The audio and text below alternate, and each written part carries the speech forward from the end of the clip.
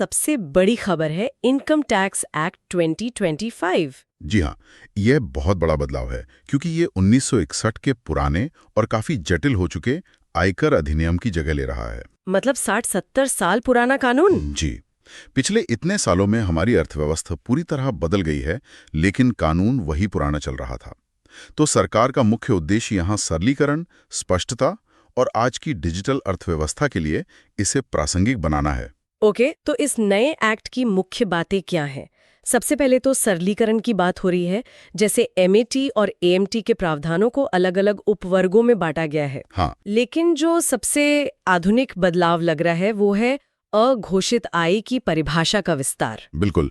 इस परिभाषा में अब वर्चुअल डिजिटल संपत्ति जैसे कि क्रिप्टो करेंसी को भी साफ साफ शामिल कर लिया गया है। ये तो बहुत जरूरी था। बहुत जरूरी कदम था क्योंकि पुराने कानून के तहत क्रिप्टो से होने वाली आय को लेकर बहुत भ्रम था।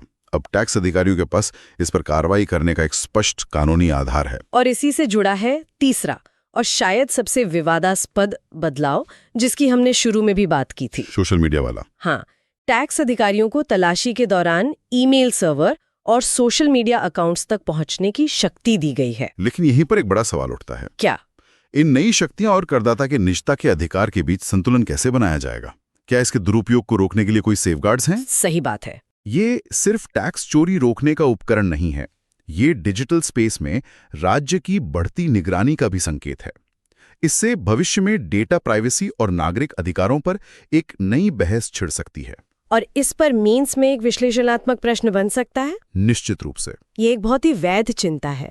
शायद इसीलिए इस नए एक्ट में विवाद समाधान पैनल जैसे तंत्र को भी मजबूत किया गया है। जी, ताकि करदाता अपनी बात रख सकें, खासकर विदेशी कंपनियों से जुड़े ट्रांसफर प्राइसिंग जैसे जटिल मामलों में। लेकिन ये देखना होगा कि ये जमीनी स्तर पर कितना प्रभावी होता है। सही कहा। और इसी पारदर्शिता और निश्चितता को बढ़ाने के लिए एक और टूल है जो चर्चा में है, एडवांस्ड प्राइसिंग एग्रीमेंट यानी एपीए। एपीए ये क्या है? ये करदाता, खासकर बड़ी मल्टीनेशनल कंपनियों और कर प्राधिकरण के बीच एक समझौता है। अच्छा, इसमें वे पहले से ही ये तय कर लेते हैं कि अंतर्राष्ट्रीय लेन देन का मूल्य निर्धारण किस मेथड से किया जाएगा।